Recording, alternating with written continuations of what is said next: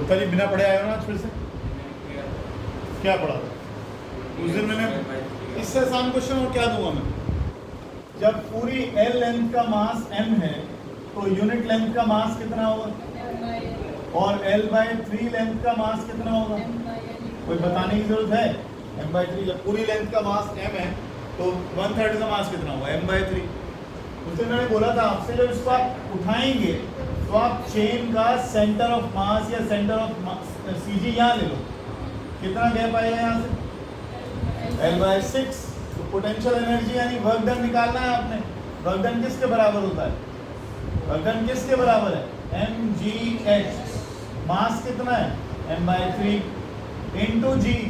और कितनी हाइट उठा के लेके जाओगे? ये कोई क्वेश्चन था? छोटे बच्चों वाला क्वेश्चन पूछ रहे हो यार। ये आ गया, this is the work done to pull up. कहाँ कर लिया था? बढ़िया। mgl/18 ये आंसर है। अभी तो हल्के फुल्के क्वेश्चन करा रहा हूँ बहुत ही।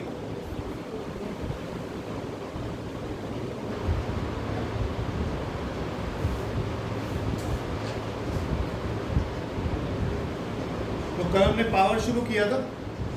पावर आया था किसके बराबर? Work upon time. वर्क का फॉर्मूला क्या होता है? F.S। और इसको पहचानते हो? डिस्प्लेसमेंट अपॉन टाइम क्या होता है? तो पावर का फॉर्मूला ये भी ध्यान रखिएगा, F.V। ठीक है, F.V। पावर की यूनिट्स हमने लिखी नहीं थी, ऐसा यूनिट क्या लिखी थी? 1 वॉट है ना, उसको बोलते हैं 1 joule per second. 1 joule per second 1 watt आ गया हमारे पास। अदर यूनिट्स में हम जो बड़ी यूनिट्स यूज कर लेते हैं उसमें हम किलोवाट यूज कर लेते हैं, मेगावाट यूज कर लेते हैं, मेगावाट यूज कर लेते हैं, या एक और यूनिट यूज करते हो आप लोग 9th क्लास में भी करते थे, हॉर्स पावर। एक हॉर्स पावर में हिंदी में भी ये अश्व शक्ति कहलाती है। पहले जब इंजन बना करते थे तो उनको कोई यूनिट नहीं थी उसकी, तो अंदाजा लगाते थे कि इसमें 2 घोड़ों के बराबर ताकत है, तो कहते थे इसकी 2 हॉर्स पावर होगी, तो इसकी यूनिट को 2 हॉर्स पावर बना दिया। फिर बाद में उन्होंने एक एवरेज पावर हॉर्स की कुछ कैलकुलेट सी कर दी उन्होंने, तो वो 746 वॉट आ। ठीक है जी। अच्छा, अगर मैं पावर और टाइम के बीच में ग्राफ प्लॉट करता हूं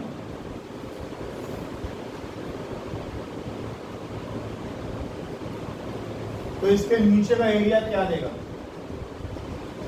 बताइए बताइए फटाफट, इसके नीचे का एरिया क्या देगा? मुझे नहीं पता कैसे।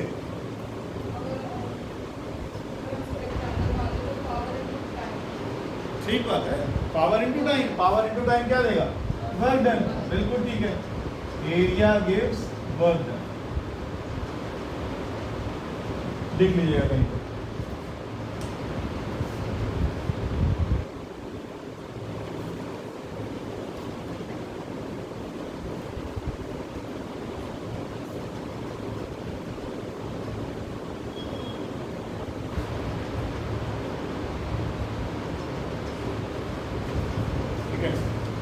अब आइए सीधा एनर्जी।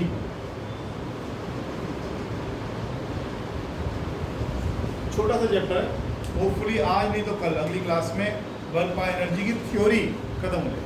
इतना छोटा सा चैप्टर, ठीक है, आसान सा भी है। कितनी तरह की आप एनर्जी पढ़ते हो? बहुत तरह की एनर्जी पढ़ते हो आप।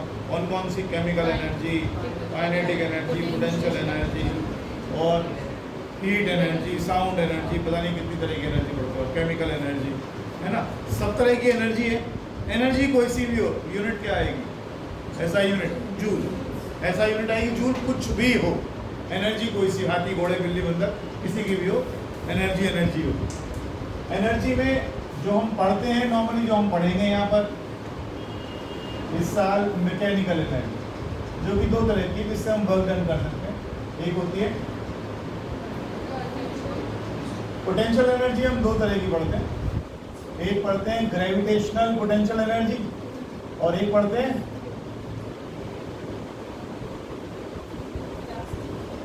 Elastic potential energy. Potential energy का सिंबल यू लिख लेंगे हम, ध्यान रखिएगा। काइनेटिक एनर्जी का सिंबल के लिख लेंगे।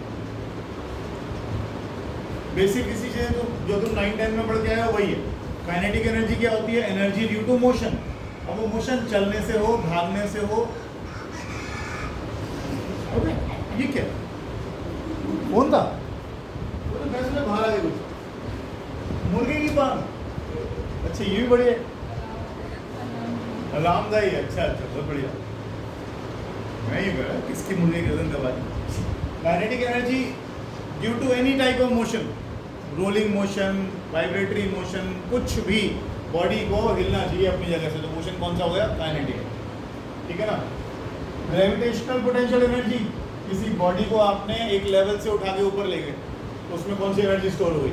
Gravitational potential energy. फॉर्मूला आप पढ़ चुके हो,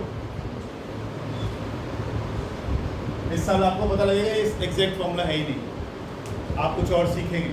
पोटेंशियल एनर्जी का फॉर्मूला कुछ और ही आएगा, -gm/r, ठीक, या mgh/1+h/r, वो एग्जैक्ट फॉर्मूला आएगा। ये अप्रॉक्सीमेट फॉर्मूला जो हम पढ़ते हैं, 150 मीटर ऊपर ले गए, 10 मीटर ऊपर ले गए, तो उसके लिए काम करता है।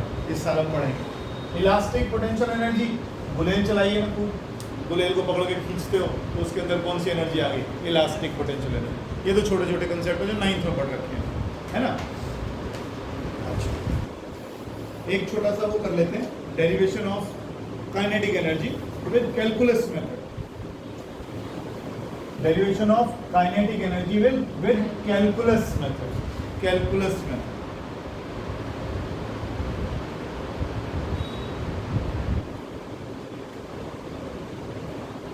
नाइन्थ वाला याद है किसी को? कैसे करते थे? थोड़ा बहुत नहीं। एक बॉडी को अभी लिखना नहीं, एक बॉडी m मास की है, इस पर फोर्स लगाई m, तो बॉडी ने कितना डिस्प्लेसमेंट तय कर लिया? यस, ठीक है। देखो, 1-2 लाइन में खत्म कर देता हूँ। मान लो इनिशियली बॉडी रेस्ट पर है और थोड़ी देर बाद उसने वेलोसिटी गेन कर ली v, तो final velocity v, initial velocity, force को, एक्सेलरेशन को क्या लिख सकते हो? ठीक है। इस m और 2 को इधर ले आओ, क्या बन गया? और ये force into displacement, work done नहीं हो गया? और यही वर्क डन किस फॉर्म में स्टोर हो जाएगा? ये करते थे आप 9th क्लास। इस साल भी आपकी बुक में दिया हुआ छोटा सा ही, लेकिन इस साल ये नहीं आएगा, कैलकुलस मेथड से आएगा, अदरवाइज नहीं। Question most time. अगला देखिए, लिखो जरा, let a body of mass m, let a body of mass m moves from the position of rest, moves from the position of rest to a position, moves from the position of rest to a position where velocity is v.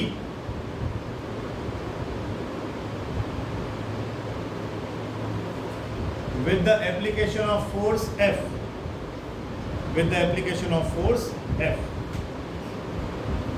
Body rest से चली, आपने F force लगाया, acceleration हुआ और body की final velocity कितनी बन गई? v। लिखो आगे, during the displacement,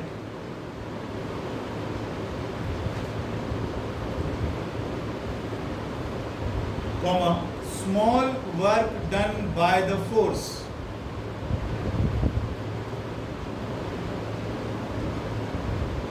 for displacement ds। ये हम हमेशा यही करते आते हैं। देखो आप,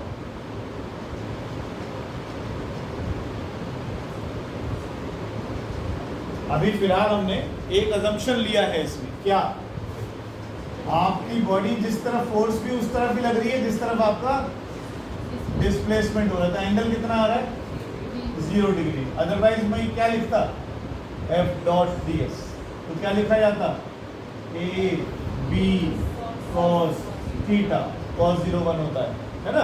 लेकिन हमने ये अजम्पशन ले लिया कि F और S एक ही डायरेक्शन में जा रहा है, अदरवाइज थीटा भी साथ में आता और कोई फर्क नहीं। फिलहाल हमने इतना कर दिया। क्लियर है चीज? क्लियर चीज? आगे लिखो, मैं फिर से बताता हूँ हम क्या कर रहे हैं। आप काइनेटिक एनर्जी तो निकाल लो। आप क्या करोगे? बॉडी को यहाँ से यहाँ लेकर जाओगे, जब रास्ते में ले जा रहे थे तो आपने यहाँ पर जो फोर्स लगा रखी है वो तो कांस्टेंट ही है, तो मान लो बॉडी को थोड़ा सा डिस्प्लेस कर दिया आपने ds। अब आप यहाँ से लेकर और यहाँ तक इस वर्क डन, इस वर्क डन, इस वर्क डन, इस वर्क डन को ऐड करते जाओ, यहाँ से यहाँ तक का टोटल वर्क डन निकल आएगा, वो वर्क डन किस फॉर्म में स्टोर हो जाएगा, काइनेटिक। ये यही करना है हमें और कुछ करना ही, आसान सा गेम। लिखो during the displacement small work done by the force in displacing it by further ds is, जो लिख दिया dw is fds। अच्छा ये चीज लिख लो कहीं पर, assuming same direction of force and displacement,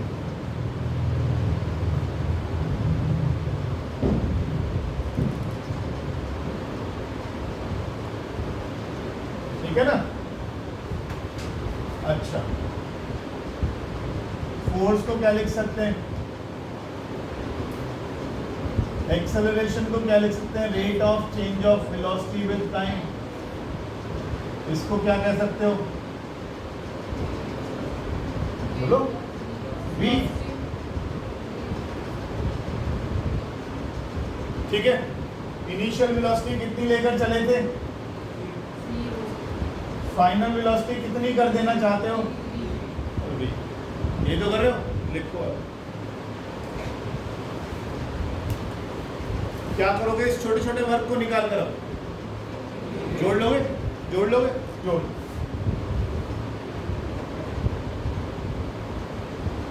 total work done,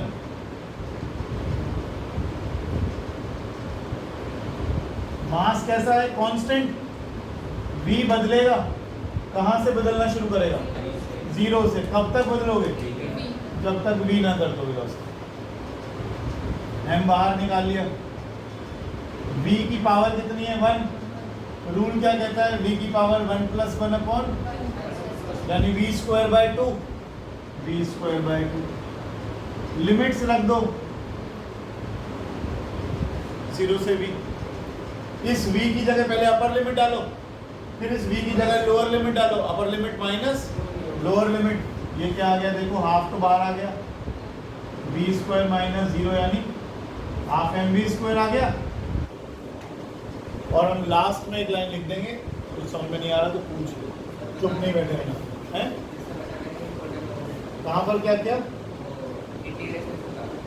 integration की पावर, यहाँ पर v की पावर कितनी है, 1। मतलब अरे एक ही रूल आता है बेटा, मैंने तो दूसरा वाला कुछ बताया नहीं अभी तक तेरे को, मैंने आपके पास पढ़ी नहीं, ओए मैंने कराई नहीं किसी को भाई, मैं तो इतनी सी बात बता रहा हूँ। इंटीग्रेशन और डिफरेंशिएट बिल्कुल उल्टे हैं। जब तू डिफरेंशिएट करता था इसको तो क्या करता था, n को पहले ले आता था, पावर 1 कम करता था कि नहीं, डिफरेंशिएशन तो करी है, तो तू नहीं करने से बता नहीं सकता था मुझसे 7 से 8 में यहाँ पर बैठा होता तो भैया मुझे करा दो, ऐसे थोड़ी होता है। बता देना था, बैठ कर कर लियो मेरे साथ एक बार, अभी ये रूल बता रहा हूँ कि हैं तो मैं पिछले वाली डिफरेंट वीडियो डालेंगे सारी, पिछले वाले जो जितने भी मैंने कराए हैं आयोटा, पिछले वाले मैंने जितने कराए थे डिफरेंस तूने करा कैसे पहले, जब मैं इतने बड़े बड़े क्वेश्चन करा जब तो तूने एक बार डाल पूछा मेरे से, मैंने कराए क्वेश्चंस, तेरी कॉपी में भी होंगे, तुम झूठा हाँ बोला मेरे को, इसका मतलब बेटा तेरा भी भविष्य खराब हो रहा, मेरा भी ऐसा। साफ तो मना करना सीखो कम से कम, ये मुझे नहीं आता, मुझे करा दीजिए, मैं करा दूंगा, मैंने कब मना किया, ऐसे ना कर भाई। अब सुन ले, रूल ये सिंपल सा है, v की पावर 1 है ना, इसको 1 बढ़ा दे और नीचे भी 1 + 1 कर, तो v²/2 आ जाएगा। फिर इन्हें कहते हैं लिमिट्स, जहाँ से ऐड करना शुरू करना है उस समय तेरा वेलोसिटी कितना था, 0। कहाँ तक ऐड करता जाएगा, जब तक वेलोसिटी 10 ना हो जाए, 10 माने v ना हो जाए, ये v ना हो जाए, तो तू क्या करेगा, लोअर लिमिट इसे कहते हैं अपर, फिर इसकी तो कांस्टेंट है तो बाहर निकाल दे, फिर इसकी जगह पहले अपर लिमिट रखेगा, अब v की जगह v रखेगा तो v है, और फिर v की जगह क्या रखेगा, माइनस लगा के 0, तो v² - 0। अगर यहाँ u होता और यहाँ v होता तो तू लिखता v² - u², ठीक है बस। और लास्ट में एक लाइन ऐड कर दो, this work is stored as kinetic energy in the body. खत्म।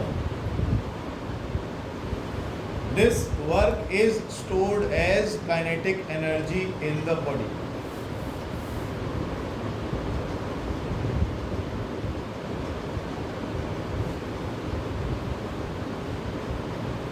जाने से पहले आर्टिकल अभी करके जाइएगा सर, ठीक है।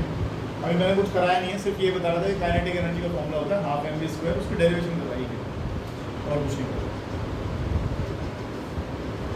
अच्छा, एक इसमें आप पढ़ोगे वर्क एनर्जी थ्योरम बुक के अंदर।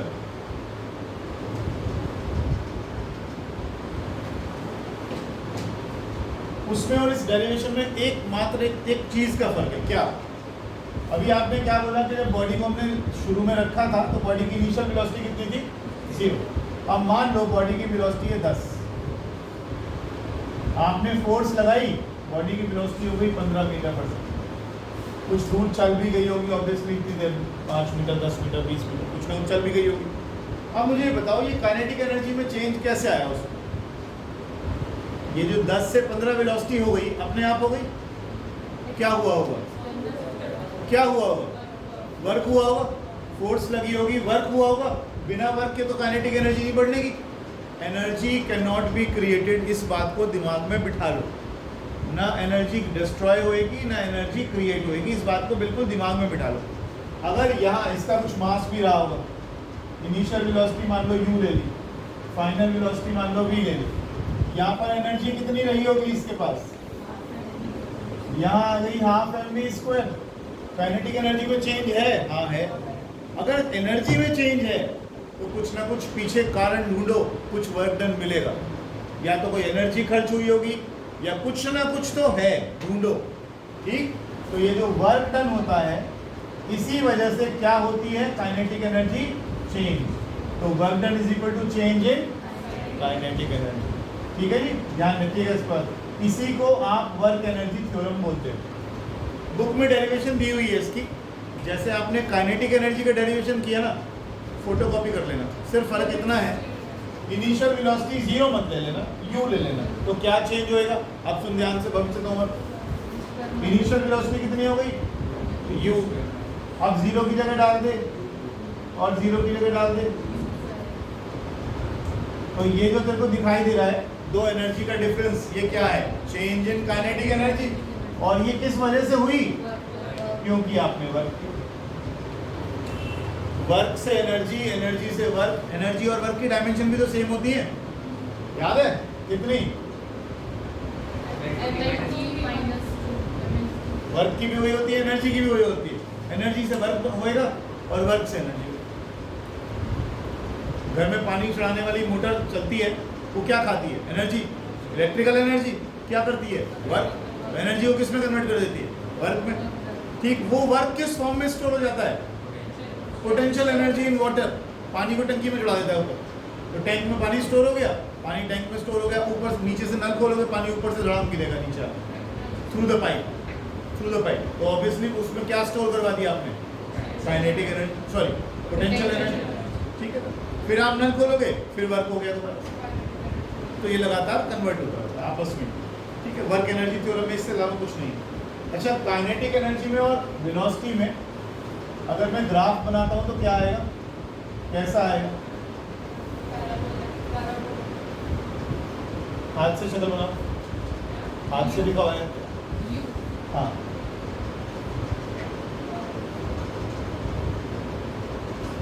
बनाइएगा प्लीज। क्या कह रहे हो? स्क्वायर नहीं। अगर काइनेटिक एनर्जी और v स्क्वायर में ग्राफ प्लॉट करोगे, कैसे पता? अरे ये देख रहा है, काइनेटिक एनर्जी किसके प्रोपोर्शनल है? डायरेक्टली प्रोपोर्शनल v स्क्वायर के। अगर मैं यहाँ v स्क्वायर ले लूँ तो लाइन कैसी आएगी? कब आती है स्ट्रेट लाइन? जब एक चीज दूसरे के डायरेक्ट रिलेशन में होती है। ध्यान रखिएगा इस चीज का। तो ये अगर k और v में ग्राफ आएगा तो ऐसा आएगा, और k और v स्क्वायर में ग्राफ आएगा तो ऐसा आएगा, स्ट्रेट लाइन। अच्छा, काइनेटिक एनर्जी कब कब नेगेटिव होती है? काइनेटिक एनर्जी कौन कौन से केस में नेगेटिव होती है? पढ़े हो 9th क्लास? हाँ, हाँ जूही,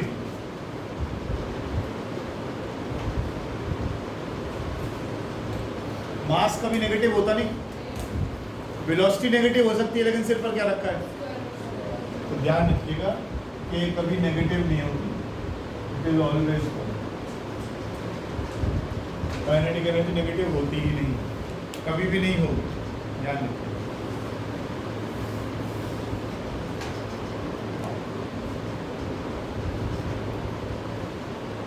मास पॉजिटिव है, वेलोसिटी नेगेटिव हुई भी तो स्क्वायर लगा हुआ सर, क्या पता, आगे चलो।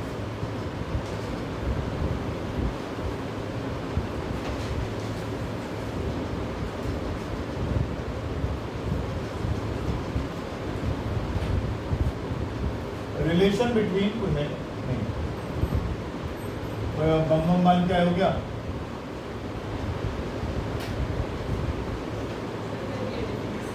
है अच्छा कर दिया diffuse. Relation between kinetic energy and momentum, formula same सा नहीं है, मोमेंटम के फॉर्मूले में भी एम वी आता है, इसमें एम वी स्क्वायर आता है, तो इनमें आपस में रिलेशन भी बनता होगा कुछ ना कुछ, याद है किसी को? वो तो सारा करा रखा है मैंने, कम से कम तुम तो याद दिलाया करो।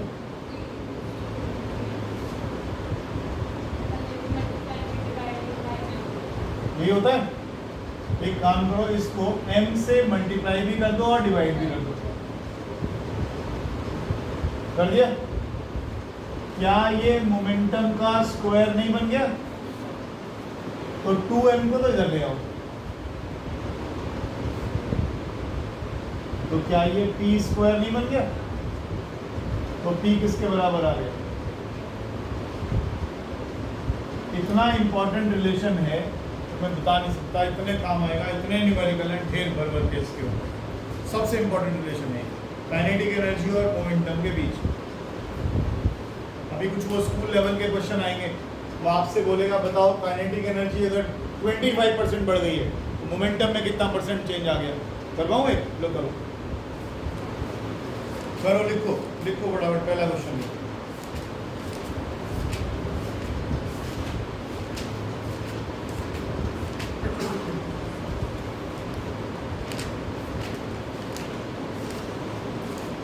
लिखो, if the momentum of a body is increased by 50%, if momentum of a body is increased by 50%, 50%, बताइए काइनेटिक एनर्जी में कितना चेंज आएगा परसेंट में?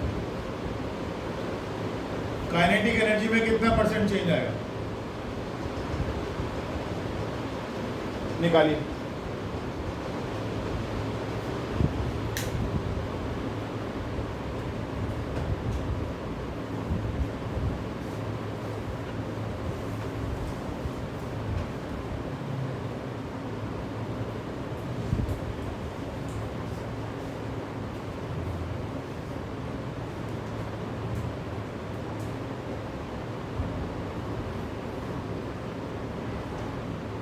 ये 8th क्लास का क्वेश्चन है परसेंटेज का, इतना आसान है। हाँ परसेंट में निकलेगा।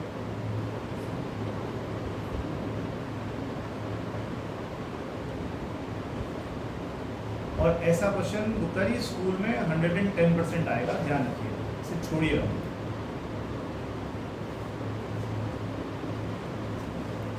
P is equal to √2 km, क्या कह रहा है? मोमेंटम में कितना परसेंट इंक्रीज आ गया? 50%। बढ़ गया ना? तो इनिशियल मोमेंटम अगर 100 है तो फाइनल मोमेंटम कितना हो गया? यही हो गया ना? सबसे पहले तुमने ये तय करा निकालना क्या है? रोबिन सिंह क्या निकालना है? Kinetic energy. पहले तो ये बताओ, मोमेंटम बढ़ा होगा तो काइनेटिक एनर्जी बढ़ी होगी, डायरेक्ट में ही आ रहा है ना? अच्छा, इसका मतलब आपको percentage increase in kinetic energy निकालना है। परसेंटेज इंक्रीज कैसे निकालते हो गुप्ता जी? ये आपके सवाल, पहले टेस्ट में 30 में से 20 आए, अगले टेस्ट में 30 में से 25 आए, कितना परसेंट इंक्रीज आया निकालना पड़ेगा। क्यों? कितना परसेंट इंक्रीज आया? दीक्षा कितना है बेटा? पहले टेस्ट में 30 में से 20 आए, अगले टेस्ट में 30 में से 25 आए, कितना परसेंट इंक्रीज आ गया? मैंने पहले बोला 8वीं पास ठीक से नहीं करेंगे। हाँ हाँ बता 5%। परसेंट माने पर 100। और मैं तो केवल थोड़ा सा आपसे वो पूछ रहा हूँ, कितना परसेंट बढ़ गया भाई? तुम्हारे घर वाले तो लूट लेते हो तुम पॉकेट मनी बढ़ाने के बहाने। सुहानी तुम्हारी पॉकेट मनी 100 रुपये से नहीं, ऐसे नहीं बोलता, तुम्हारी पॉकेट मनी 10% बढ़ा दी, फिर 10% घटा दी, कितनी हो गई अब? पहले 100 रुपये मिलते थे, 10% बढ़ा दी, अब 10% घटा दी, कितना फर्क पड़ गया? मुश्किल सवाल है। सेम ही रहेगा ना भाई? पहले आप नहीं सेम नहीं रहेगा, तो मना करेंगे सेम नहीं रहेगा। ये क्या बात है? 10% बढ़ाई थी, 10% घटा दी, तो बात खत्म हो गई। 100 का 10% बढ़ाई था, हाँ जो बड़ी थी उसका 10% हाँ, अब ज़्यादा कम हो जाएगी, अब ज़्यादा कम हो गई। आपने 100 रुपये पे 10 रुपये बढ़ाए, 110 हो गया। 110 का 10% हुआ 11 रुपये, तो अब आपके पैसे लगे 99। तो 10% बढ़ाना और 10% घटाना फर्क हो जाता है, फर्क हो जाता है। ठीक है जी। परसेंटेज इंक्रीज कैसे निकालते हैं या डिक्रीज कैसे निकालते हैं? देखो ध्यान रखो, increase upon initial value into 100। सीधा सा किसी भी केस में आ जाओ, इंक्रीज हो तो इंक्रीज और डिक्रीज हो तो डिक्रीज। अच्छा, इंक्रीज कैसे निकालते हो? अगर मैं काइनेटिक एनर्जी की बात करूं, बढ़ गया है तो इंक्रीज फाइनल वाली वैल्यू ज्यादा होगी, इनिशियल वाली कम होगी, तभी तो इंक्रीज दिखाया। अपॉन इनिशियल वैल्यू, ये पहली बार ही करना पड़ेगा बस। यानी आपको क्या निकालना पड़ा? पहले तो आपने ये तय कर लिया मुझे निकालना क्या है, मुझे ये निकालना। अगर वो आपसे कहता है कि डिक्रीज हुआ है, तो percentage decrease in kinetic energy हम लिखते हैं। डिक्रीज कैसे निकलता है? Decrease percent decrease upon initial value into 100। अगर कोई चीज घट गई है, इसका मतलब पहले ज्यादा रही हो, तो मैं यहाँ फाइनल नहीं माइनस करूंगा, इनिशियल में से फाइनल माइनस करूंगा, अपॉन इनिशियल वैल्यू इनटू 100। तो ये बन गया 1 माइनस KF/KF। अब ये आगे के लिए याद रखना, बार बार नहीं करेंगे हम इसको। प्रणव कुमार, जब भी डिक्रीज की बात आए तो 1 minus final value upon initial value, और जब इंक्रीज की बात आए इसमें से 1 माइनस कर देना। इनमें फर्क क्या है? इसमें से 1 माइनस हो रहा है और इसमें इसे 1 में से माइनस कर रखा है। बस इतना ध्यान रख लेना। परसेंटेज डिक्रीज इंक्रीज किसी का भी हो, final value upon initial value -1 करोगे तो इंक्रीज परसेंट आएगा, 1 minus final value upon initial value करोगे इनटू 100 करोगे तो डिक्रीज परसेंट। अब आगे से ये बार बार नहीं करेंगे हम काम, है ना? निकल गया आंसर क्या? हाँ, हटा दूं? अच्छा,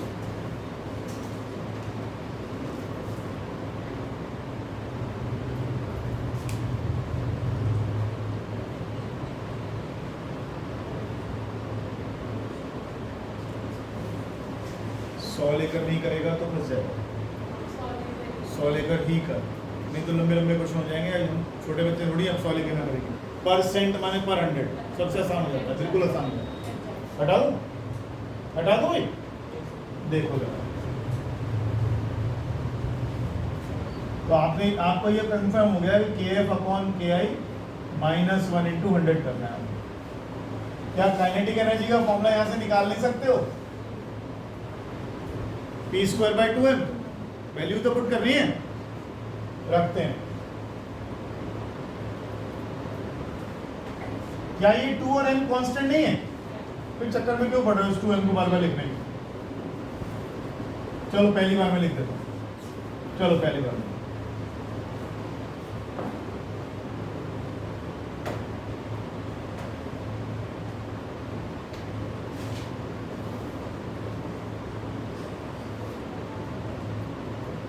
अब रह क्या क्वेश्चन है? कुछ भी नहीं। 150 का स्क्वायर 100 का स्क्वायर -1 इनटू 100, ये कितना हो गया? 2.25 हो गया।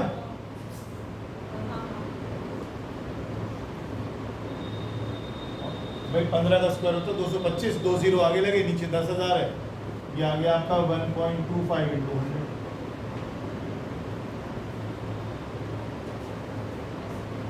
ये उन क्वेश्चंस में से हैं जो टीचर्स के बहुत फेवरेट है, कम से कम स्कूल लेवल पे 100% आएगा ये क्वेश्चन। वर्क का एनर्जी चैप्टर जब भी करवाएंगे आप, कभी वो इंक्रीज कर देगा, कब वो डिक्रीज कर देगा, इतना ही फर्क आना है बस। डिक्रीज होगा तो 1 में से माइनस कर लेना, इंक्रीज होगा इसमें से 1 माइनस कर, बस। अब कई बार वो काइनेटिक एनर्जी बढ़ा देगा, पोटेंशियल वो पूछ लेगा आपसे, मोमेंटम, आएंगे क्वेश्चन ये ग्रुप, इससे नया नहीं आता, इस तरह के क्वेश्चन। आगे चलिए,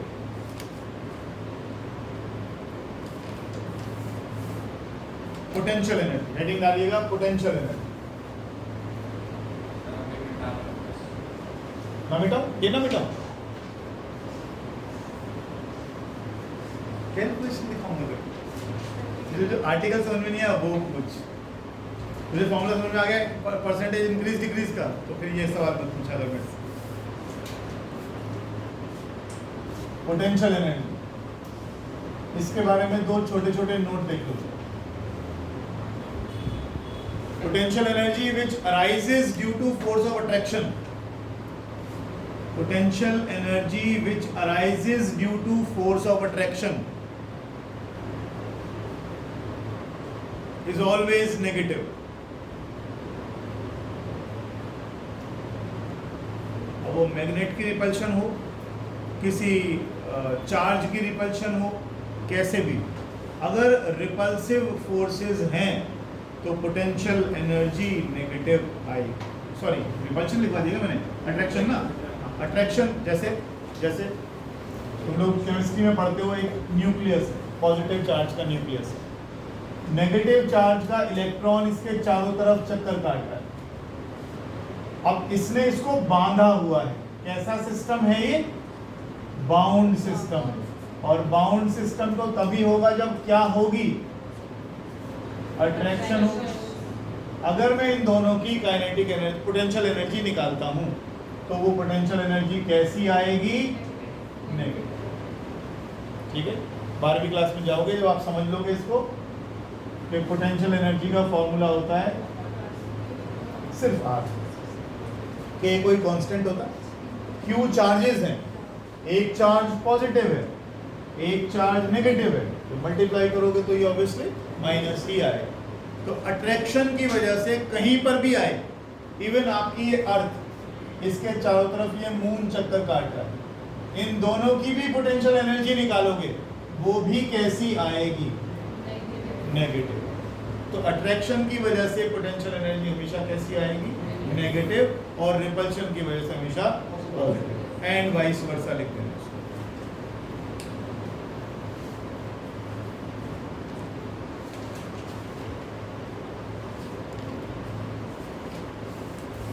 हेडिंग डालिएगा potential energy stored in a spring.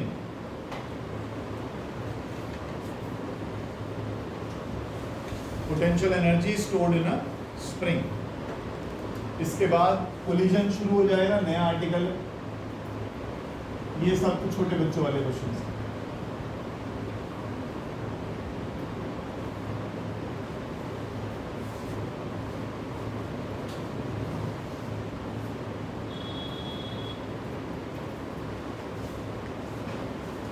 बने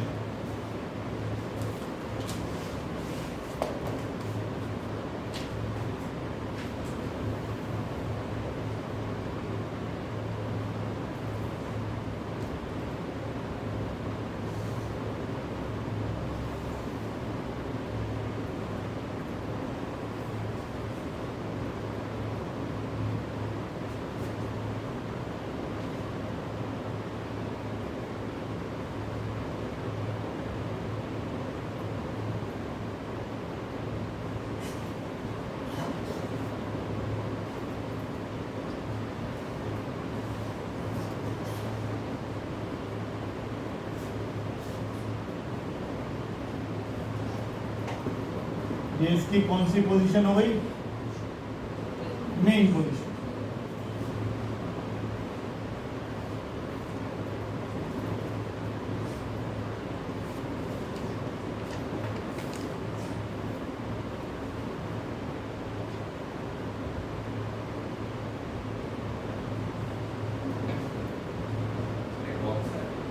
कोई भी मास m ले लें,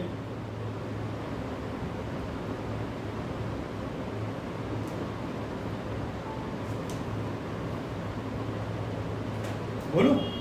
देख, बहुत ही सिंपल आर्टिकल है, बहुत ही सिंपल। ये स्प्रिंग अनस्ट्रेच्ड पोजीशन में ऐसे पड़ा हुआ, हमने इसको पकड़ा और पकड़ के हमने फोर्स लगा दी, अप्लाइड फोर्स लगा दी इस तरफ, अप्लाइड फोर्स लगा दी इस तरफ। जैसे मैं इसको खींचूंगा और छोड़ दूं मान लो, तो कहाँ भागेगा? इसका मतलब जैसे मैं इसको फोर्स कर लगाता हूँ, जैसे मैं इसको अपनी पोजीशन से डिस्प्लेस करता हूँ, ये तुरंत अपनी किस पोजीशन की तरफ भागता है? मीन की तरफ। इसका मतलब इसको जैसा ये था वैसे करने वाली कोई फोर्स लगनी शुरू हो जाती है जैसे ही मैं छेड़ता हूँ इसको, होती है। उस फोर्स को कहते हैं रीस्टोर करने वाली फोर्स। रीस्टोर माने जैसा था वैसी ही करने वाली फोर्स, रीस्टोरिंग फोर्स, ठीक है ना। अब हमने क्या किया, इसको मान लीजिए डिस्प्लेस करके यहाँ तक हम ले, तो इस पर फिलहाल रीस्टोरिंग फोर्स किधर लग रही होगी? रीस्टोरिंग, ठीक। रीस्टोरिंग फोर्स किधर लेके जाएगी? इधर लेकर जाएगी, ठीक है ना। ध्यान रखिएगा। चलिए पहले करिए, लिखिए इसको सारे।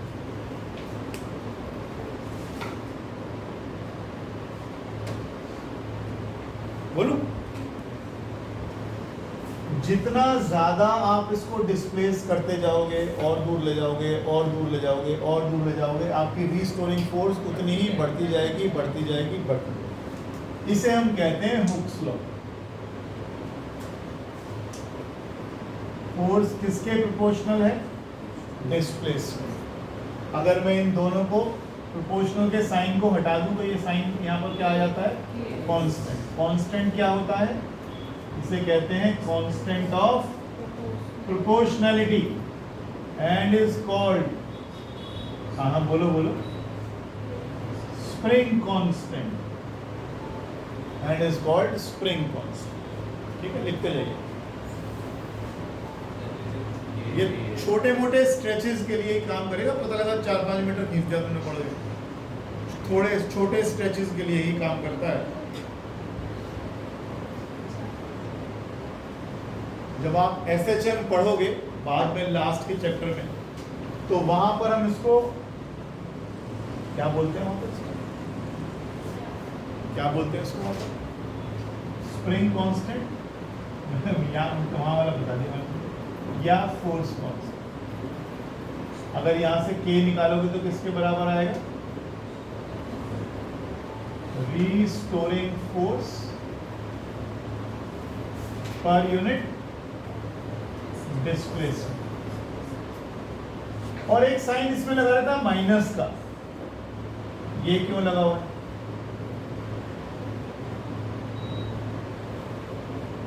आप डिस्प्लेस करेंगे इधर और रीस्टोरिंग फोर्स लगेगी इधर। इस केस में देखो, डिस्प्लेस हुआ इधर, रीस्टोरिंग फोर्स लगी इधर, तो force and x are oppositely directed, इसलिए माइनस साइन लगा।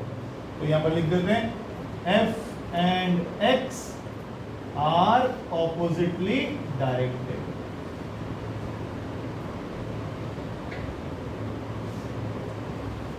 जब आप इसको खींचोगे तो स्प्रिंग खींचेगा ना, अपनी मीन पोजीशन से हट जाएगा। जब स्प्रिंग स्ट्रेच होगा, जब स्प्रिंग स्ट्रेच होगा तो एक रीस्टोर फोर्स लगेगी, रीस्टोरिंग फोर्स, जो इसको दोबारा मीन पोजीशन पर ले जाने की कोशिश करेगी। लेकिन क्या ये यहाँ रुक जाएगा? क्या ये यहाँ रुक जाएगा? क्या इसमें मोमेंटम नहीं आ गया? देखते हो कभी कई बार वो 100 मीटर की रेस पे जब दौड़ते हैं लोग, तो क्या एकदम से जैसे वो धागा सा आ जाता है, फिनिशिंग लाइन आ जाती है, वहीं रुक जाते हैं तुरंत? वो भागते जाते बहुत दूर जाकर रुकते हैं। क्यों रुकते हैं बहुत दूर जाकर? क्योंकि उन्होंने ऑलरेडी मोमेंटम गेन कर रखा है। अब मोमेंटम गेन जो कर लिया उसको धीरे धीरे ही तो स्लो करके जीरो करेंगे। ऐसे ही जब ये यहाँ से यहाँ पहुँचेगा, जब ये यहाँ से यहाँ पहुँचेगा तो ये यहाँ रुक तो पाएगा नहीं, क्योंकि इसने मोमेंटम गेन कर लिया। तो ये अपनी पोजीशन को ओवरशूट करेगा, और ओवरशूट करके कहाँ पहुँच जाएगा? यहाँ पहुँच। अब बात कर लेते हैं एनर्जी। आपने इसको पकड़ा, खींचा, खींचना माने आपने वर्क किया, आपने वर्क किया तो कहीं ना कहीं एनर्जी आई होगी। बिल्कुल। आपने क्या किया?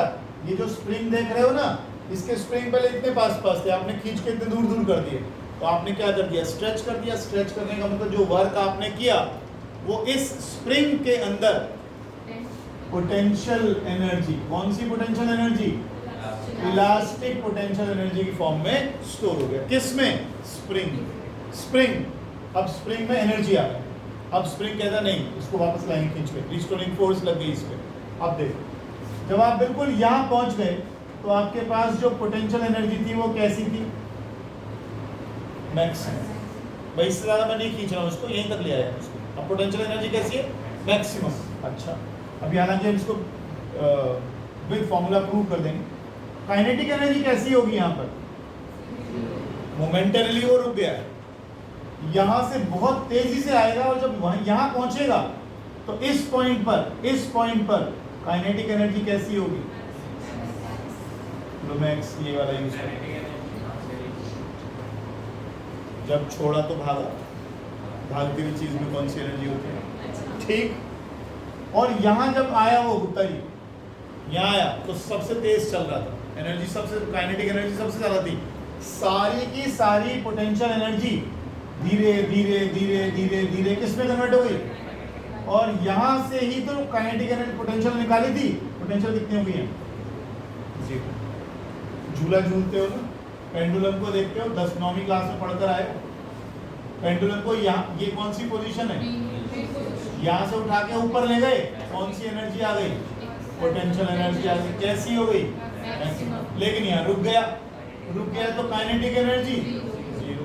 अब वो छोड़ दिया आपने वहां से, तो जब अपनी मेन पोजीशन से निकलेगा तो काइनेटिक एनर्जी कैसी होगी, और पोटेंशियल यहीं से तो उठाया था ऊपर, जब वहीं उसी लेवल पे ले आए तो पोटेंशियल किस बात की है। अब दोबारा इधर से क्या हो, और रास्ते में क्या था, पोटेंशियल लगातार किस में कन्वर्ट हो रही थी, अब काइनेटिक एनर्जी मैक्सिमम हो गई। अब ये फिर ऊपर जाएगा, अगर ये ऊपर जाएगा तो ये काइनेटिक एनर्जी दोबारा किस में कन्वर्ट होएगी, पोटेंशियल में। तो यहाँ पे आते हैं पोटेंशियल, फिर मैक्सिमम हो गया काइनेटिक एनर्जी। रास्ते में दोनों थी, तो ये पोटेंशियल से काइनेटिक, काइनेटिक से पोटेंशियल। ऐसा ही यहाँ सोचो, आपने पकड़ के खींच दिया इसको यहाँ पर, तो कौन सी एनर्जी आ गई, पोटेंशियल आ गई, क्योंकि उसकी कॉन्फ़िगरेशन को चेंज कर दिया आपने। जब भी किसी चीज़ की शेप या कॉन्फ़िगरेशन को बदलोगे तो उसके अंदर कौन सी एनर्जी आएगी, इलास्टिक पोटेंशियल एनर्जी, ठीक है ना। वो मारते नहीं हो कभी स्कूल में ले जाके रबर बैंड, मम्मी की चोटी वाले, उससे वो कागज़ के मोड़ मोड़ के बना के मारते हो, तो क्या कर रहे हो, इलास्टिक पोटेंशियल एनर्जी का तो फायदा उठा रहे हो, फिर जोर से मारते हो, मतलब वो किस में कन्वर्ट हो जाती है, काइनेटिक में कन्वर्ट हो जाती है। आपने पकड़ा, खींचा ऐसे और छोड़ दिया, तो किस में कन्वर्ट हो गई, काइनेटिक। फिर उसने क्या किया, अरे किसी को जाके टकराया, चोट लगी, वर्क डन हुआ कि नहीं हुआ, उसके बाद वाला रिएक्शन बाद में सोचें, फिलहाल यहाँ देखो। तो ये बात समझ में आ रही है, ये क्या हो रहा है, पक्का, कोई डाउट तो नहीं है। हुक्स लॉ समझ में आ गया। हुक्स लॉ क्या कहता है, force is proportional to displacement. आप डिस्प्लेसमेंट जितना ज्यादा करेंगे उतनी ज्यादा रीस्टोरिंग फोर्स लगेगी वापस, जो उसको मेन पोजीशन पे लाने की कोशिश करें। क्या ये कहानियां लिखवाने की जरूरत है कि let us displace a body of mass m from the, क्या करोगे, ठीक है, बुक से पढ़ लेते, आगे चलो। अभी आगे और लिखवाना, पूरा नहीं करा मैंने, लिखो लेट द मास। अच्छा, क्या हम निकालने जा रहे हैं इसमें, आर्टिकल क्या था, पोटेंशियल एनर्जी, उसका आर्टिकल करेंगे। अब हम पकड़ के इसको खींच के यहाँ ले आए, यहाँ तक आते आते इसमें कितनी रीस्टोरिंग फोर्स है, F। अब इस रीस्टोरिंग फोर्स के अगेंस्ट हम इसको थोड़ा सा आगे और ले गए, जैसा कि हम हमेशा करते हैं, इसको थोड़ा सा आगे हम और ले गए। कितना आगे और ले गए, dx और आगे। बस यहीं से हमारा, जैसे हमने पोटेंशियल काइनेटिक एनर्जी का आर्टिकल करा, ये भी ऐसे हो जाए। यहाँ पर रीस्टोरिंग फोर्स कितनी लग रही थी, F। आपने इस फोर्स के अगेंस्ट थोड़ा सा और खींच दिया आगे, कितना, वर्क डन किया कि नहीं किया, F इंटू dx करा, लेकिन थोड़ा फर्क है, फोर्स इधर लग रही है, dx इधर लग रहा है। मैं cos 180 भी ले सकता हूँ, या मैं फिलहाल तो यहाँ पर एक काम करूँगा, एक वर्ड लिख दूंगा अगेंस्ट, तो उससे इस नेगेटिव साइन को मैं फिलहाल हटा दूंगा यहाँ से। अगेंस्ट का मतलब ही क्या है, एक इधर लग रहा है ना, लिखो तो let the mass m,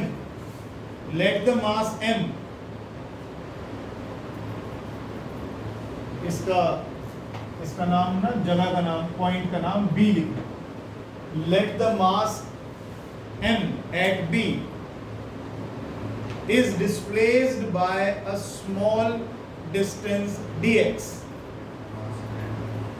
Let the mass m at B is displaced by small distance dx. और जो अगले 3 शब्द बड़े इंपॉर्टेंट है, against the restoring force. Against the restoring force. Therefore, work done to do this. Work done कितना हो गया? dW is equal to F into dx. F किसके इक्वल था? वो देखो तो kx. ये kx हो गया. आगे लिखो. आपको क्या करना है? एक बार देखिए प्लीज. आपको बॉडी को यहां से x डिस्टेंस दूर लेकर जाना है ना. तो शुरू में डिस्प्लेसमेंट कितना था और अब डिस्प्लेसमेंट कितना हो गया. और आप तो यही काम करोगे, इसको ले 0 से लेकर और x तक ले जाने में जितना वर्क डन हुआ उसको क्या करोगे? इंटीग्रेट करोगे. Final answer. सिंपल चैप्टर है, बहुत सिंपल है. लिखो आगे. Therefore, total work done for extension from 0 to x. Therefore, total work done for extension from 0 to x.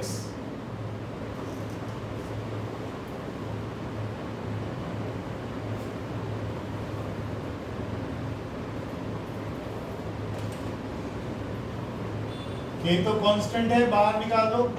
अब दोबारा देखो भविष्य दोवन. x की पावर कितनी है? तो इसके ऊपर +1 करूंगा और नीचे भी 1 + 1 करूंगा. तो ये क्या आएगा? और लिमिट भी वही है, सेम वेरिएबल से. तो ये क्या बन गया? Half kx. This work is stored as potential energy in the spring. तो स्प्रिंग की पोटेंशियल एनर्जी का फॉर्मूला बन गया हाफ kx².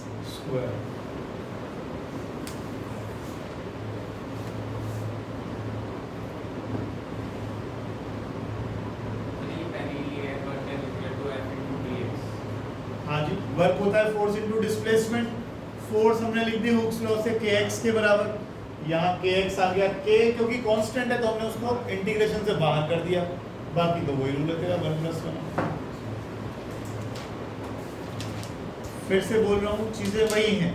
पहले आपने वर्क किया, आपने खींच दिया, इसकी कॉन्फ़िगरेशन बदल गई, ये खिंच गया, स्ट्रेच हो गया, इसमें एनर्जी आ गई. मॉलिक्यूल्स वापस अपनी पोजीशन पर आने की कोशिश कर रहे हैं, तो कौन सी फोर्स लगा रहे हैं? Restoring force. तो आपने काम करने से शुरू किया, वर्क किया आपने, पकड़ के इसको खींच के यहाँ पर ले.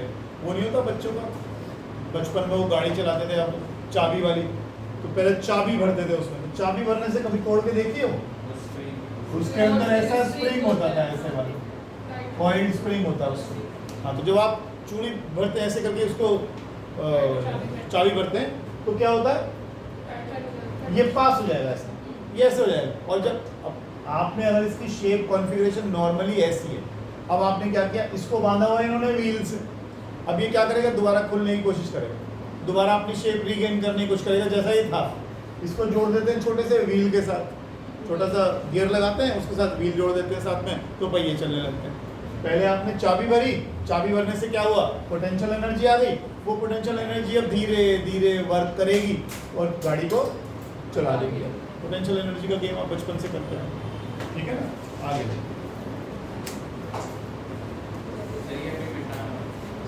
कौन सा वाला? ये वाला नहीं मिटाना, मैं कुछ भी नहीं मिटाना. एक ग्राफ और बना लो, पोटेंशियल एनर्जी, काइनेटिक एनर्जी. अच्छा, एक और चीज, यहाँ फ्रिक्शन नहीं है, एयर भी नहीं है, तो ये लगातार ऐसे ऐसे ऑसिलेट करता रहे. इस तरह के मोशन को हम SHM बोलते हैं, सिंपल हार्मोनिक मोशन. लास्ट के चैप्टर्स में आएगा ही. यहाँ पर क्या नहीं है? फ्रिक्शन भी नहीं है और एयर भी नहीं है. मान लो तो ये रुकेगा तो नहीं. ये लगातार ऐसे ऐसे ऐसे ऐसे वाइब्रेट करता रहेगा। अगर कोई बॉडी मीन पोजीशन के अबाउट ऐसे ऐसे वाइब्रेट करती है, ठीक, विद कांस्टेंट एम्पलीट्यूड। एम्पलीट्यूड समझते हो क्या? एम्पलीट्यूड होता है मीन पोजीशन से मैक्सिमम दूरी, ठीक है ना। जैसे आपने ये पानी की लेयर है, पानी में आपने मार दिया पत्थर, तो पानी के पार्टिकल मैक्स टू मैक्स यहाँ गए, वापस आ गए, तो ये मैक्सिमम कितना दूर गए? एम्पलीट्यूड। एम्पलीट्यूड ये वाला एक स्प्रिंग था, इसको मैंने पकड़ के यहाँ खींच के छोड़ दिया, तो ये मैक्सिमम कितना दूर जा पा रहा है? इतना। तो ये क्या है इसका? एम्पलीट्यूड, ठीक। अगर यहाँ से फ्रिक्शन फोर्सेस नहीं है तो ये हर बार 4 सेंटीमीटर इधर, 4 इधर, 4 इधर, 4 इधर, 4 इधर, 4 इधर, तो इसका एम्पलीट्यूड कैसा रहने वाला है? कांस्टेंट। अगर ये 1 सेकंड में 2 बार ऐसे करता है तो बाद में टाइम बीतेगा तो 2 की जगह 3 हो जाएगा, 4 हो जाएगा, 1 हो जाएगा, कुछ भी नहीं होने का, 2 का 2 ही रहेगा। यानी इसकी फ्रीक्वेंसी भी कैसी रहेगी? इन दो शब्दों का ध्यान रखना, अगर फ्रीक्वेंसी भी नहीं बदलेगी और एम्पलीट्यूड भी फिक्स रहेगा तो इस तरह के मोशन को ही हम क्या बोलते हैं? सिंपल हार्मोनिक मोशन का मतलब एक बॉडी अपनी मीन पोजीशन के अबाउट ऐसे से वाइब्रेट कर, ठीक है ना। लेकिन सिंपल क्यों है? हार्मोनिक मोशन तो बहुत तरह के होते हैं, सिंपल क्यों है? क्योंकि इसके एम्पलीट्यूड में कोई बदलाव नहीं आएगा, इसकी फ्रीक्वेंसी में भी कोई बदलाव नहीं आएगा। पहले भी ये 1 सेकंड में 2 बार ऐसे ऐसे कर रहा था, अभी भी 2 बार, एक 2 ही बार कर रहा है। समझ रहे हो बात को? एक ऑसिलेशन का मतलब यहाँ से यहाँ और वापस, ये एक ऑसिलेशन, वापस 2 ऑसिलेशन। 1 सेकंड में अगर पहले 2 कर रहा था, अब भी 2 ही कर रहा है, कोई फर्क नहीं पड़ा। इसका मतलब अगर इसकी फ्रीक्वेंसी भी नहीं बदलती और एम्पलीट्यूड भी फिक्स रहता है तो ये एक सिंपल हार्मोनिक मोशन का एग्जाम्पल। कोई दिक्कत? देखो ग्राफ बनाओ पोटेंशियल एनर्जी, काइनेटिक एनर्जी और डिस्प्लेसमेंट के बीच।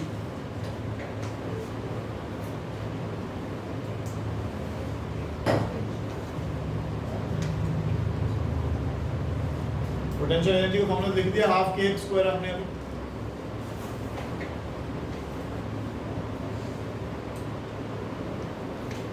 ये है x इज इक्वल टू 0, यानी कौन सी पोजीशन? मीन। पोटेंशियल एनर्जी कहाँ मैक्सिमम थी? एक्सट्रीम पर, बाहर।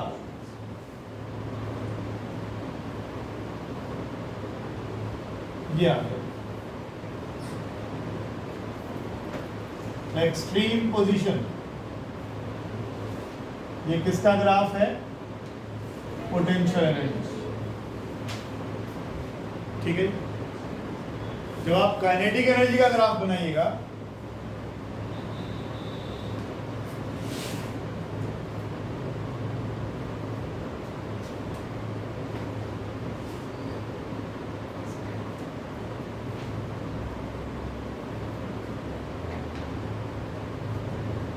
ये ग्राफ बन गया, मैं डॉटेड बना दूं इसको, तुम्हारे पास 2 कलर के पेन हो तो पेन से बना दो। काइनेटिक एनर्जी कहाँ सबसे तेजी से निकला था? मीन से। तो झूले झूल लिया करना, कहाँ से सबसे तेजी से निकलेगा? मीन से, है ना। और जब बिल्कुल यहाँ पहुंच जाएगा तब रुक जाएगा। बिल्कुल देख, जब मीन पर आए तो काइनेटिक एनर्जी मैक्सिमम है, उसके बाद काइनेटिक एनर्जी घट के कितनी हो गई? 0। लेकिन अगर मैं इनको जोड़ दूं तो ये ग्राफ किसका है? ये टोटल एनर्जी का ग्राफ। टोटल एनर्जी हमेशा कैसी रहती है? कांस्टेंट। एनर्जी तो बदलेगी नहीं, शक्लें ही तो बदल रही है, टोटल एनर्जी तो वही रहेगी। काइनेटिक से पोटेंशियल, पोटेंशियल से काइनेटिक, और तो कुछ होना नहीं है, कुछ नहीं बदलेगा, सिर्फ शक्लें बदलेंगी, लेकिन टोटल एनर्जी तो कैसी रहेगी? वो तो कांस्टेंट ही रहेगी।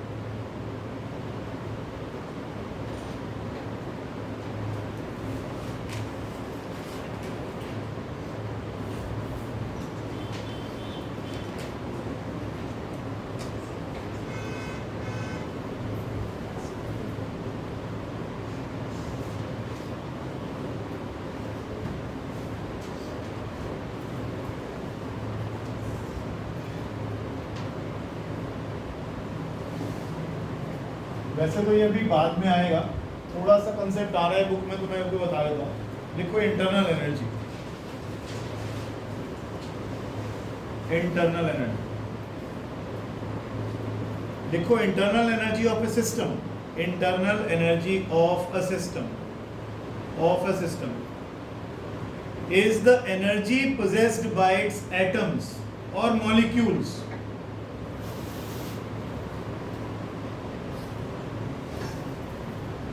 is the energy possessed by atoms or molecules due to their position,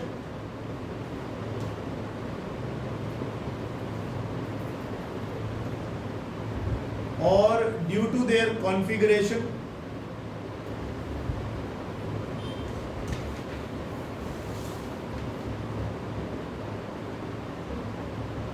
and due to their thermal motion। Thermal माने, थर्म का मतलब हीट। सिंपल सा कॉन्सेप्ट है, लोहे का टुकड़ा ले लो, गर्म कर दोगे तो मॉलिक्यूल्स की काइनेटिक एनर्जी बढ़ जाएगी, उसी की बात है। और एक और लाइन लिख लेना इसमें, internal energy is a function of temperature. Internal energy is a function of temperature. ये आपके थर्मोडायनामिक्स में खूब डिटेल में पढ़ने को मिलेगी। इंटरनल एनर्जी ढेर सारी है। Internal energy is a function of temperature. Temperature बढ़ जाएगा, इंटरनल एनर्जी बढ़ जाएगी। टेम्परेचर में कोई चेंज नहीं होगा तो इंटरनल एनर्जी में कोई चेंज नहीं होगा।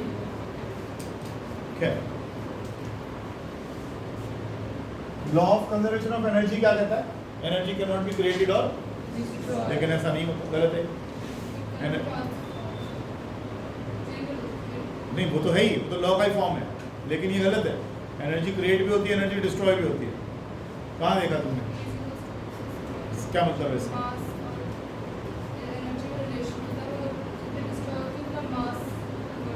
बिल्कुल, बहुत ही बढ़िया।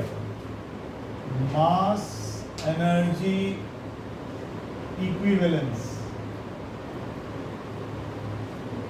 कहाँ पढ़ते थे आप? क्या फॉर्मूला था वो? टी शर्ट पे लिखवाए घूमते रहते हो, इक्वल्स टू mc स्क्वायर, वही है। ई क्या है? देखो है क्या चीज। सी है स्पीड ऑफ लाइट, एम क्या है? मास, और ई क्या है? एनर्जी। पहली बात तो ये रिलेशन है किस चीज का? ये रिलेशन बताता है कि कितना मास डिस्ट्रॉय होता है तो कितनी एनर्जी निकलती है। ये अजीब सी बात है, अजीब सी नहीं है।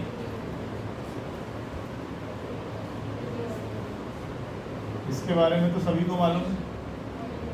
एटम बॉम्ब किस प्रोसेस पर काम करता है? फिजन। फिजन में क्या करते हैं? फिजन में एक रेडियो एक्टिव सब्सटेंस लेते हैं और उसके न्यूक्लियस को तोड़ देते हैं। और इसके न्यूक्लियस को जब तोड़ते हैं, ये न्यूक्लियस मान लीजिए 2 हिस्सों में टूटा, तो जब ये 2 हिस्सों में टूटा तो इसमें से बहुत सारी एनर्जी निकलती है। अब सवाल ये कि एनर्जी कहाँ से आई? ये एनर्जी कहाँ से आ रही है? अगर ये रिएक्शन हुआ, इस रिएक्शन को कहते हैं फिजन, बाद में फिर ये 2 में टूटेगा, फिर ये 2 में टूटेगा, ऐसे ही लगातार चेन रिएक्शन बनता चला जाता है। और हर बार जब ये टूटता है बड़ी सारी एनर्जी निकलती है। अब एनर्जी का सोर्स ढूंढने की इन्होंने कोशिश करी कि यार एनर्जी कहाँ से आ रही है, एनर्जी कहाँ से आ रही है। तो इन्होंने क्या देखा कि जब ये बड़े वाला टूटा तो होना तो ये चाहिए था, ये 1 किलो का था तो 500 ग्राम के 2 टूट गए, 400-600 के टूट गए, लेकिन ऐसा होता नहीं है। अगर ये 1 ग्राम का है तो ये 100 ले लेता हूँ, इतना बड़ा नहीं होता, मैं तो बस ऐसे। अगर ये 100 वैल्यू ग्राम 100 मास का है तो ये 40 हो सकता है, 60 हो सकता है, लेकिन ऐसा मिला नहीं। इन्होंने देखा यार ये 56 रह गया, यानी कुछ मास कम हो गया। इन दोनों का मास इसके बराबर आना चाहिए था ना।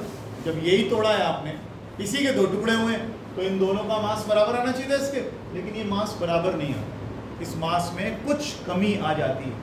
अब ये मास ही है जो किस में कन्वर्ट हुआ है? जिसे आप कह रहे हो बहुत सारी हीट निकली, इससे मैंने ये कर लिया, बॉम्ब बना लिया, फला कर लिया, पानी उबाल लिया, ठीक है ना। हाँ, अरे कैसी बात कर रहे हो, पानी उबलता है इससे। असली काम तो पानी उबालने का ही है।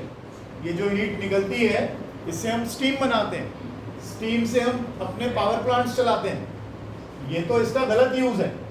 कि आपने क्या किया, वो जो एटम बॉम्ब था, अगर आप एटम बॉम्ब को कंट्रोल्ड एनवायरनमेंट में करते हो तो वो न्यूक्लियर पावर प्लांट है।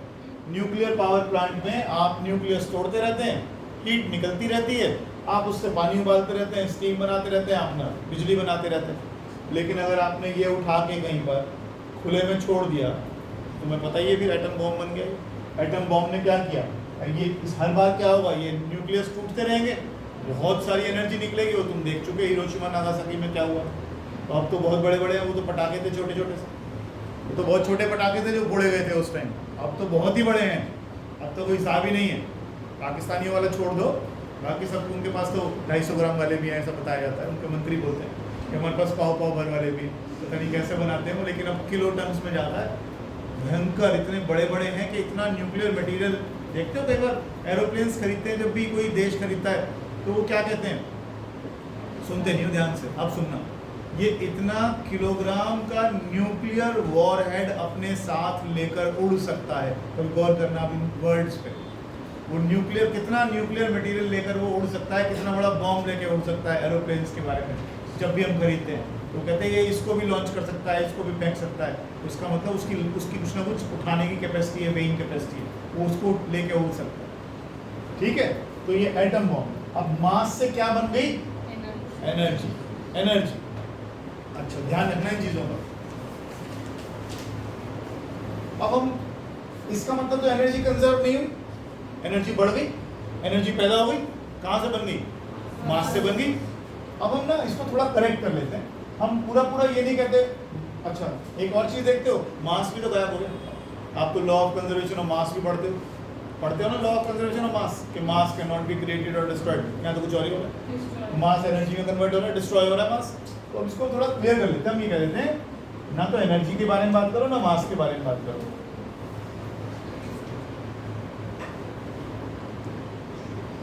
इन दोनों की बात करें तो conserve. It is not only the energy and not only the mass, it is the sum total of energy and mass which is conserve. हम ये नहीं बोल रहे एनर्जी कंजर्व है, हम ये भी नहीं बोल रहे मास कंजर्व है, हम ये कह रहे हैं इन दोनों का जो सम टोटल है वो कंजर्व। ठीक है, ये आपस में एक दूसरे में बदलते हैं। 12th में आओगे तो कुछ चीजें और भी पढ़ोगे, जैसे कुछ पार्टिकल्स होते हैं इलेक्ट्रॉन्स, एक इसका एंटी पार्टिकल होता है पॉजिट्रॉन। ये है इलेक्ट्रॉन, ये इसका एंटी पार्टिकल है पॉजिट्रॉन। ये दोनों कंबाइन करके एनर्जी के क्या बनाते हैं, फोटोन्स। थोड़ा बहुत फोटोन के बारे में पढ़ा हुआ तुमने, पैकेट ऑफ एनर्जी तो कम से कम बताइए हो। हाँ, तो photons are packets of energy. तो ये एनर्जी बन गई। ये क्या थे, मास, ये भी था मास, और ये किसमें कन्वर्ट हो गया, एनर्जी में कन्वर्ट हो गया। तो मास एनर्जी में कन्वर्ट हो गया। उल्टा भी हो जाता है, फोटोन्स को जब स्ट्रॉन्ग इलेक्ट्रिक फील्ड से पास करते हैं तो ये भी बन जाते हैं। तो मास से एनर्जी, एनर्जी से मास लगातार इंटर कन्वर्टिबल है, बनता रहता है। ठीक है ना।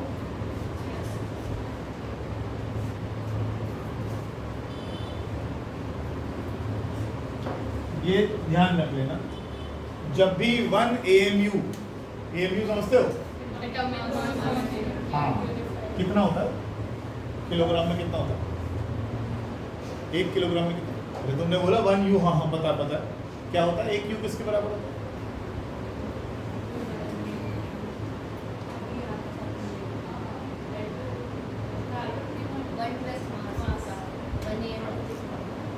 हाँ वही तो 1 U 1 AMU में फर्क थोड़ी है, एक ही बात है। बिल्कुल ठीक है, 1/12 of mass of carbon, KG में कितना है,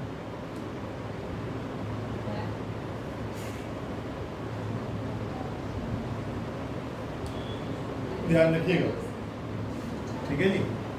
ये जो MEV आप देख रहे हो ना, ये EV, ये किसकी एनर्जी है, ये इसे कहते हैं इलेक्ट्रॉन वोल्ट। किसकी यूनिट है, एनर्जी की। ठीक, और 1 इलेक्ट्रॉन वोल्ट में इतने जाउल्स होते हैं, हाँ जाउल्स, इतने जूल होते हैं, एस नहीं लगाते हैं, जूल होते हैं। एक EV में, एक EV में, और अगर आप M लगा दोगे तो 10 की पावर 6 और मल्टीप्लाई हो जाएंगी तो बन जाएगा जाउल। अब क्या बताने की कोशिश की गई है? बताने की कोशिश ये की गई है कि जब भी एक AMU मास डिस्ट्रॉय होगा इतनी सारी एनर्जी रिलीज होगी। ठीक है, ये आप पढ़ोगे जब आप उसमें जब आप अगर 12वीं में पहुंच गए तो वहाँ पढ़ने को मिलेगा। जब भी एक AMU मास डिस्ट्रॉय होगा तो 931 MeV एनर्जी निकलेगी। ये आपने किससे निकाला हुआ है? E=mc स्क्वायर से। ठीक है, एक AMU का मतलब आपको पता होना चाहिए। ऐसे क्वेश्चंस आपकी बुक में हैं, NCERT में भी हैं, पुरानी वाली चाहिए और उनसे पुरानी बुक मांगिए, नई वाली ना करें आप। एक law of conservation of mechanical energy आपने करा था क्लास 9 में, for a freely falling body. है कुछ याद? याद है?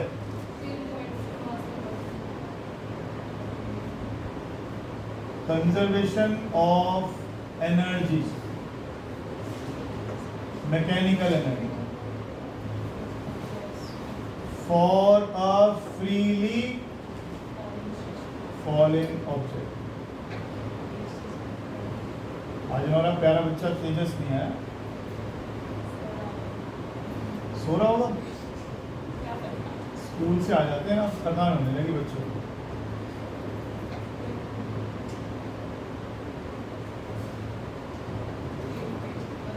ये तीन जगह पर मैकेनिकल एनर्जी में आ गई काइनेटिक एनर्जी और पोटेंशियल एनर्जी, तो उनका सम टोटल हमें देखना है, कांस्टेंट है।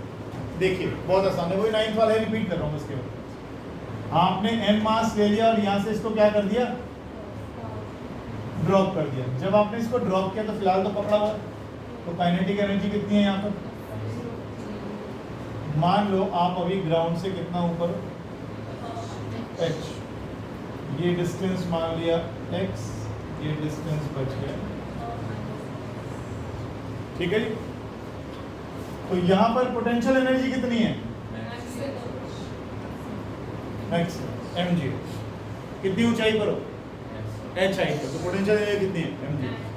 अब जब आप ऊपर से नीचे आए तो आपने चलना शुरू किया, बॉडी तेज और तेज और तेज और तेज और तेज, वेलोसिटी बढ़ती जा रही है, बढ़ती जा रही है। क्या खर्च हो रहा है? Potential energy. क्या बढ़ती जा रही है? और यहाँ आते आते उसकी कुछ वेलोसिटी भी रही होगी और ग्राउंड से ऊपर भी है तो पोटेंशियल भी होगी। पोटेंशियल कितनी होती है? mg। और ग्राउंड से कितनी ऊपर है?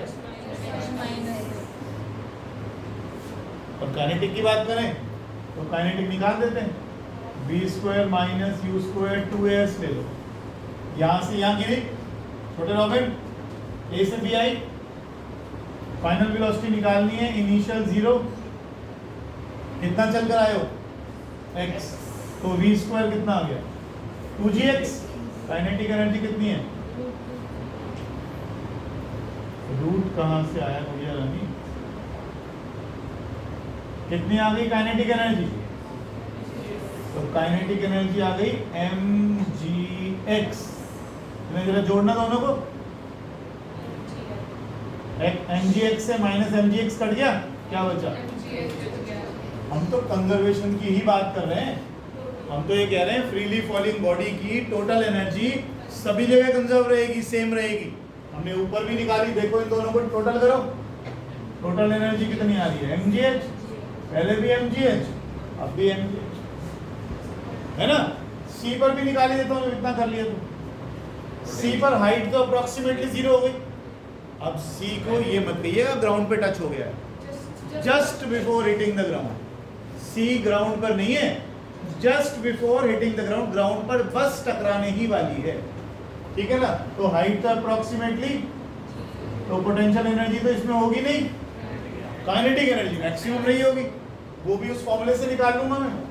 क्या फर्क आएगा? v² - u² 2g, कितना चल के आई?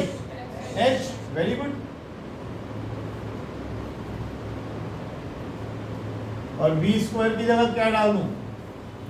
v² की जगह क्या डाल दूं? 2gh। बहुत बढ़िया, तो ये फिर mgh आ गई। इन्हें टोटल कर लो, टोटल एनर्जी फिर कितनी आ गई? फ्रीली फॉलिंग बॉडी के लिए टोटल एनर्जी कैसी है? कंजर्व्ड है, कांस्टेंट। आगे चलिए, क्वेश्चन लिखिए बेटा।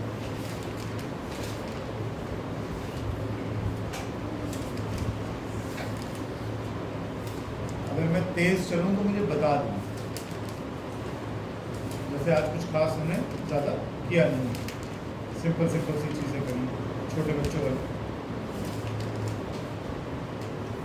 नया आर्टिकल ही शुरू कर रहा हूँ। लिखो कोलिजन्स, और इस चैप्टर में यही नया है, बाकी सब आपका वही था जो 9th क्लास वाला था। आपने एक ये स्प्रिंग की पोटेंशियल एनर्जी और निकाली एक्स्ट्रा, नहीं तो अब तक आपने कुछ नया करा नहीं।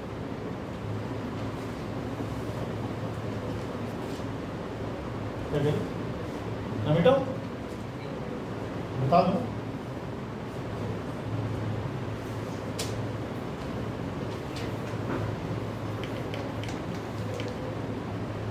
अब शुरू करेंगे इसके न्यूमेरिकल्स करने।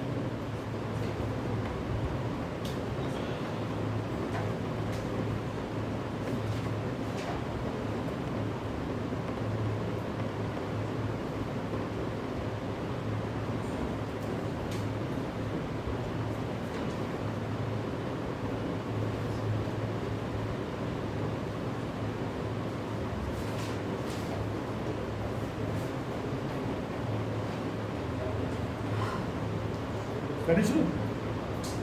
चलो लिखो कोलिजन। कोलिजन माने बताइए तुमने, टकराना। क्या टकराना जरूरी है? नहीं। एक मैग्नेट ये रही, तुमने बताया भी था मुझे, पहले भी मैंने पूछा था। एक मैग्नेट ये रही, अब आप इसको पास लाओगे तो या तो ये घूम जाएगी या ये घूम जाएगी। इसका मतलब फिजिकल कोलिजन हो ये जरूरी नहीं, दूसरे भी हो सकता है।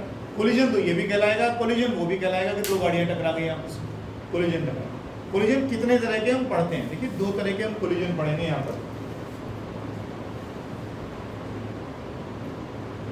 एक हम पढ़ेंगे इलास्टिक कोलिजन, और एक हम पढ़ेंगे इनइलास्टिक। थोड़ा सा इसके बारे में लिखते हैं, शुरू ऐसे लिख दीजिए जैसे लिख रहा हूं।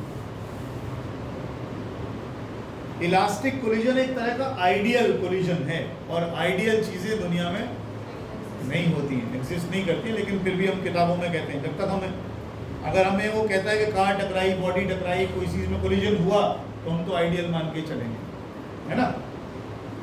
इलास्टिक कोलिजन वो जिसमें kinetic energy conserve, momentum conserve, total energy conserve, जिसमें सब कुछ कंजर्व, वो elastic collision. Kinetic energy conserve का मतलब टकराने से पहले जो काइनेटिक एनर्जी थी दोनों की, वही बाद में। टकराने से पहले जो दोनों का मोमेंटम था, वही बाद में। टोटल एनर्जी जो पहले थी, वही बाद में। ये तो वैसे भी कभी चेंज नहीं होती, ये तो उधर भी चेंज नहीं होती। Momentum conserve, total energy conserve, kinetic energy, kinetic energy में चेंज आए, और जब काइनेटिक एनर्जी में चेंज आता है तो हम उसे कहते हैं inelastic collision. Inelastic collision. Elastic collision का कोई example?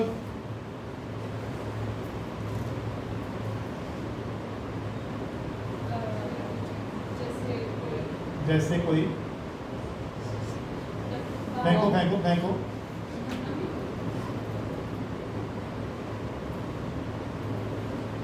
Collision between two Ivory, हाथी के दांत से बनती छोटे छोटे कंचे, समझ लो कंचों से। 2 कंचे टकराए आपस में, तो जो 2 कंचे टकराते हैं उनके बीच में जो कोलिजन होता है ऑलमोस्ट इलास्टिक है। पूरा तो नहीं बोलूँगा, लेकिन नियर अप्रोच है, काफ़ी हद तक इलास्टिक कोलिजन होता है। या कोलिजन बिटवीन 2 सब एटॉमिक पार्टिकल्स, 2 प्रोटॉन्स जा रहे थे, 2 आयंस जा रहे थे, आपस में टकरा रहे, तो उनके जो कोलिजन्स होते हैं वो काफ़ी हद तक इलास्टिक है, काफ़ी हद तक इलास्टिक है। नियरेस्ट अप्रोच बता सकता हूँ आइडियल हैं। ऐसा दुनिया में कोई कोलिजन नहीं है जो परफेक्टली इलास्टिक, ध्यान रखिएगा इस चीज का, ठीक है ना। परफेक्टली इलास्टिक नहीं होता, लेकिन हाँ काफी हद तक इलास्टिक होते हैं इनके कोलिजन, इनके हम एग्जाम्पल्स यहाँ पर देखें, ठीक है। उत्तर आगे देखिए, कंचों के बीच में भी टकराव होगा तो थोड़ी बहुत तो आवाज़ आ जाती है ना, साउंड एनर्जी भी आ जाती है उसमें, तो इसलिए बहुत हद तक तो कंजर्व कह सकता हूँ, लेकिन पूरा कंजर्व नहीं। आगे लिखें,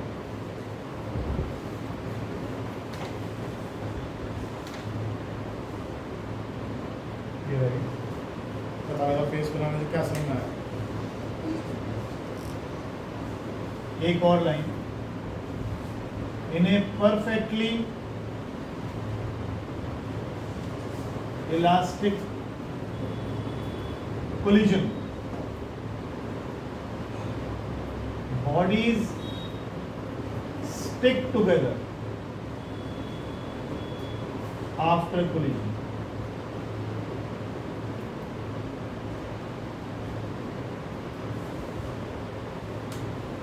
जो perfectly इलास्टिक लिख दिया मैंने, in elastic collision, bodies stick together after collision. कोई एग्जाम्पल का समझाओ।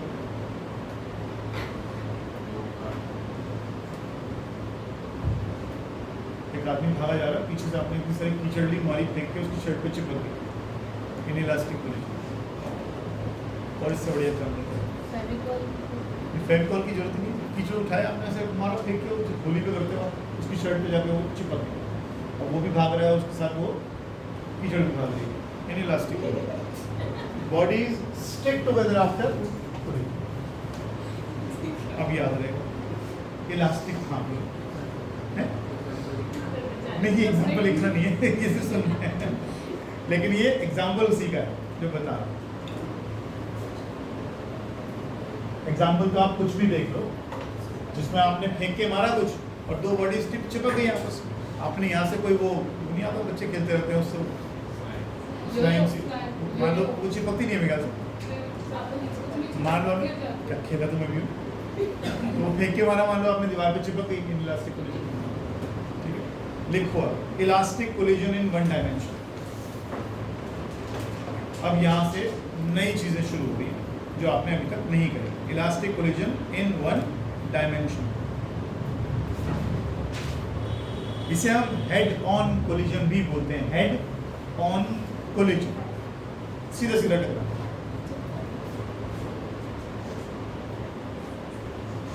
बिफोर कोलिजन,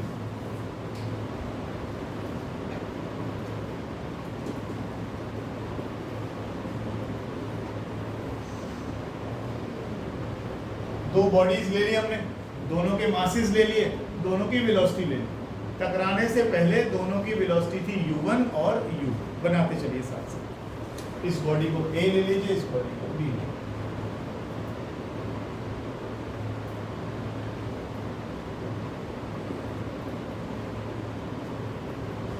जब तक कहा न जाए क्वेश्चन में कि इन इलास्टिक है, सारे कोलिजन इलास्टिक ही हों। जब तक क्वेश्चन में वो मेंशन न कर दे कि इन इलास्टिक है, जो भी कोलिजन का क्वेश्चन आएगा वो इलास्टिक ही माना जाएगा। ध्यान रखिएगा, गलती ना हो इसमें। आगे देखिए, कोलिजन के बाद इसकी वेलोसिटी बदल गई और इसकी वेलोसिटी भी बदल गई, और आपने क्या देखा, तीनों तरह के कोलिजन्स में बॉडी की काइनेटिक एनर्जी, मोमेंटम और टोटल एनर्जी कंजर्व। लिखिए सबसे पहले। अच्छा, कोलिजन कब होगा? ऑब्वियसली जब भी होगा जब ये आपका u1 जो है ये तेज चल रहा हो। सीधी सी बात, पीछे से तेज आएगा जब तो टक्कर मारेगा इसमें, और टकराने के बाद जिसने टक्कर मारी वो तो धीरे हो जाएगा और ये और तेज हो जाएगा। यानी यहाँ पर आपका v2 इससे v1 से, इसमें तो कुछ नया नहीं, स्पेशल से लगाइए, खुद लगाइए, मेरे से मत करवाइए। Law of conservation of momentum लगाइए। Apply law of conservation of momentum.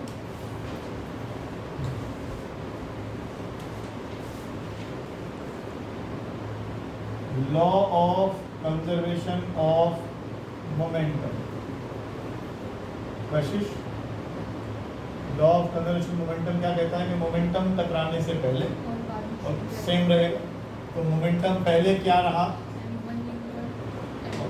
दूसरे वाले का ये सिस्टम का आ गया पूरा, और टकराने के बाद प्लस m2। डायरेक्शन हमने कोई चेंज करी नहीं है, वन डायमेंशन में ले रहे हैं, इसलिए प्लस कोई बॉडी ऊपर हट के वापस आ गई किसी और एंगल पे, उसमें खेलते हो ना कैरम बोर्ड में, अभी हम करेंगे 2 डायमेंशन में। कैरम बोर्ड में आप क्या करते हो, यहाँ गोटी रखी इधर, यहाँ स्ट्राइकर से मारते हो, यहाँ मारते हो, जाती इधर, ये 2 डायमेंशन में आ जाए जब हम करेंगे। अभी फिलहाल सिंपल क्या हो रहा है, कार जा रही है, आगे ट्रक जा रहा है, ऐसे पीछे हिट कर दिया उसने, तो जो भी होगा वो इसी डायरेक्शन में होगा। समझ में आ गया, ये लिख लिया आपने। अच्छा, अब 1-1 वालों को एक तरफ कर लो, 2-2 वालों को एक तरफ कर लो।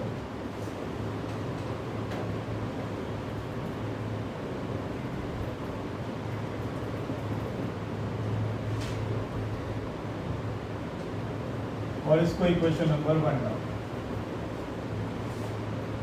ठीक है,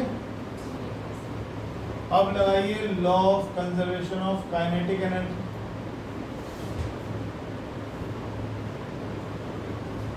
काइनेटिक, मैं इसको इधर ले गया हूँ तो v1 माइनस u1, और इसको इधर ले आया हूँ, half m1 u1 square half m2 u2 square half m1 v1 square और half m2 v2 square. Half तो कट ही गया, फिर वही 1-1 वालों को एक तरफ कर लो।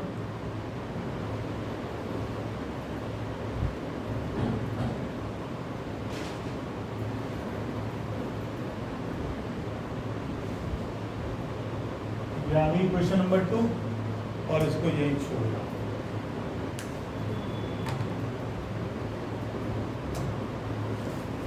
परसों की क्लास मत छोड़िएगा किसी भी तरीके से, परसों बहुत सारे न्यूमेरिकल कर आ जाइए, आ जाइए, झांक क्यों रहे, आ जाइए अंदर। आदित्य दास आइए भाई।